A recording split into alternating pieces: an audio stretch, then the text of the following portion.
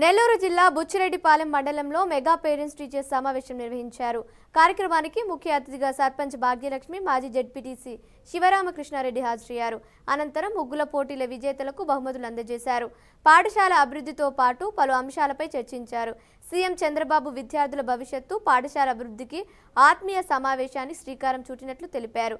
విద్యార్థులను పాఠశాలకు పంపిస్తే సరిపోదని, ఎలా చదువుతున్నాడో తల్లిదండ్రులు గమనించుకోవాలని సూచించారు. ఒక మహత్తరమైన సదుద్దేశంతో మన రాష్ట్ర ముఖ్యమంత్రి వర్యులు నారా చంద్రబాబు నాయుడు గారు, అదేవిధంగా విద్యామంత్రి లోకేష్ బాబు గారు ఏర్పాటు చేసిన ఈ విద్యార్థుల తల్లిదండ్రులు మరియు ఉపాధ్యాయులు మరియు ప్రజాప్రతినిధులు, గ్రామ పెద్దలు అందరూ కలిసి ఈరోజు ఒక చర్చా వేదికలాగా ఒక కార్యక్రమాన్ని నిర్వహించాలని చెప్పి వారు నిర్ణయించి రాష్ట్రమంతా ఏకకాలంలో జరిపేటట్లుగా ఆదేశాలు ఇవ్వడం జరిగింది. హాజరు గురించి చెప్పారు.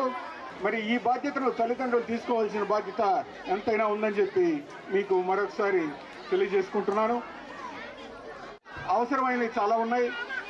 ఇందులో బాయ్స్ టాయిలెట్స్ ఒకటి, మరియు భోజనం చేసేదానికి ఒక వరండా లాంటిది ఒకటి, ఆ రోజు డైనింగ్ హాల్లోకి స్థలం లేకపోయినా కొంత ప్రాంతం